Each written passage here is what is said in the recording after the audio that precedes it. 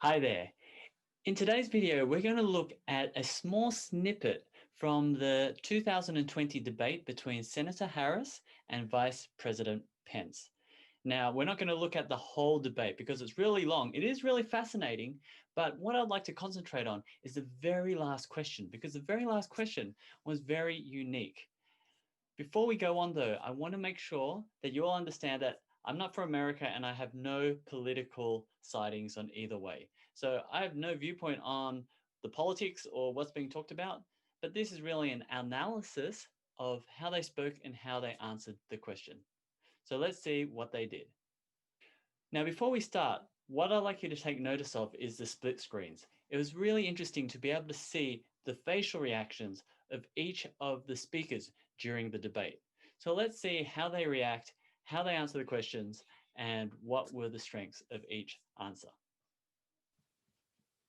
You know, I've written all the questions that I've asked tonight, but for the final question of the debate, I'd like to read a question that someone else wrote.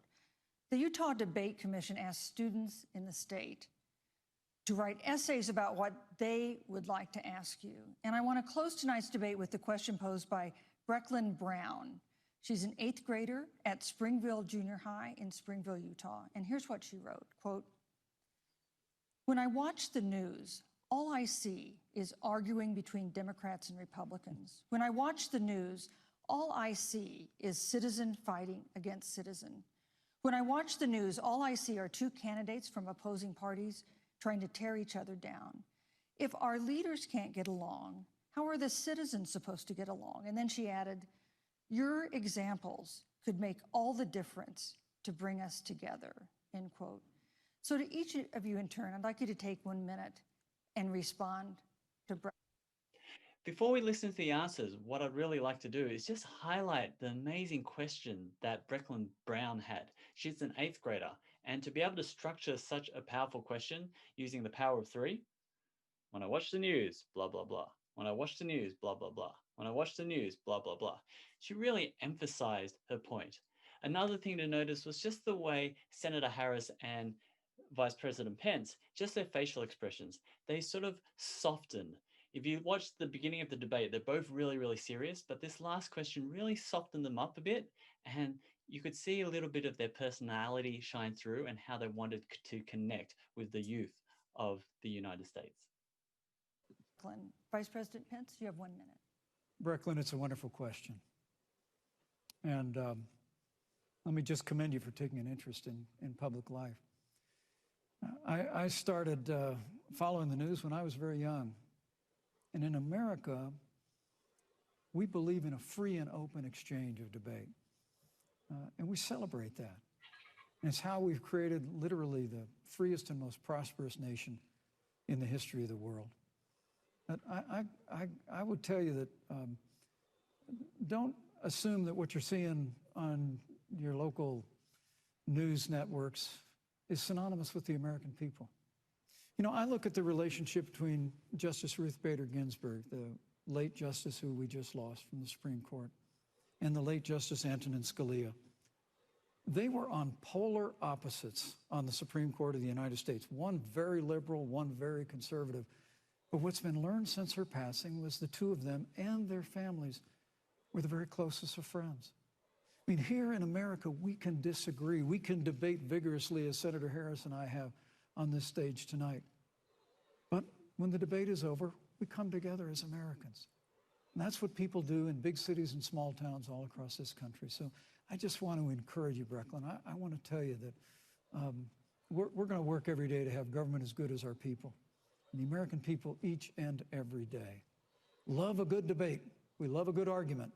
But we always come together and are always there for one another. Thank you, in times of need. And we've especially learned that through the difficulties of this year. All right, let's just pause there. Now, I thought that was a really well thought out answer, considering that Vice President Pence didn't even have more than 5 seconds to really come up with that answer. What were some of the brilliant things that he did? First thing was he connected. He said that, well, he got into politics, or he started listening to all this stuff when he was really young. So he really connected with Brecklynn from that very beginning. The second thing that I really liked was how he took something that was happening recently in the news with the death of, I think it was the judge, and showing how two polar opposites, people who didn't agree or had different viewpoints outside of work, were still able to communicate and to have a bond. And I thought that was very powerful to drive home the whole idea of what America is made of, and that whole idea that you can have discussions, you can have debates, but at the end of the day, they still come together to work together as a team. And I thought that was a very powerful message and tied together really quickly within a short amount of time. And you can see that Pence just looks very confident and very sincere in the way he delivers that message. Let's listen to Senator Harris's answer. Senator Harris, what would you say to Brecklynn? First of all, I love hearing from our young leaders. And when I hear her words, when I hear your words, Brecklynn, I know our future is bright, because it is that perspective on who we are and who we should be that is a sign of leadership and is something we should all aspire to be. And that, that brings me to Joe. Joe Biden, one of the reasons that Joe decided to run for president is after Charlottesville, which we talked about earlier. It so troubled him and upset him, like it did all of us, that there was that kind of hate and division. What propelled Joe to run for president was to see that over the course of the last 4 years, what Brecklynn described has been happening. Joe has a long-standing reputation of working across the aisle and working in a bipartisan way. And that's what he's going to do as president. Joe Biden has a history of lifting people up and fighting for their dignity. I mean, you have to know Joe's story to know that Joe has known pain, he has known suffering, and he has known love. And so, Brecklynn, when you think about the future, I do believe the future is bright. And it will be because of your leadership, and it will be because we fight for each person's voice through their vote, and we get engaged in this election because you have the ability through your work and through eventually your vote Thank you, to Senator determine Harris. the future of our country and what its leadership looks like. Thank you. Time out there. So that was Senator Harris's answer. Now, was it as well-rounded and politically correct as Vice President Pence? No. In terms of the quality of the answer, I don't think it was as positive as Vice President Pence's.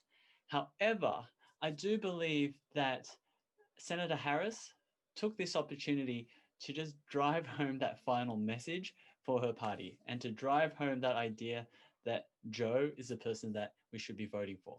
So in terms of a debate, in terms of summarizing, I think she did a great job in trying to get through that final message and that final line.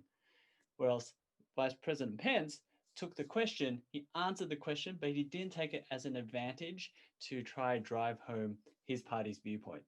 So which one's right, which one's wrong? I don't have an answer. I would love to hear what your thoughts are in the comments, whether you preferred that well-rounded, balanced answer, or you preferred the answer which really tried to drive home and to summarize a stance to finish the debate. All right, thanks for joining me. Look out for the next video. Bye now.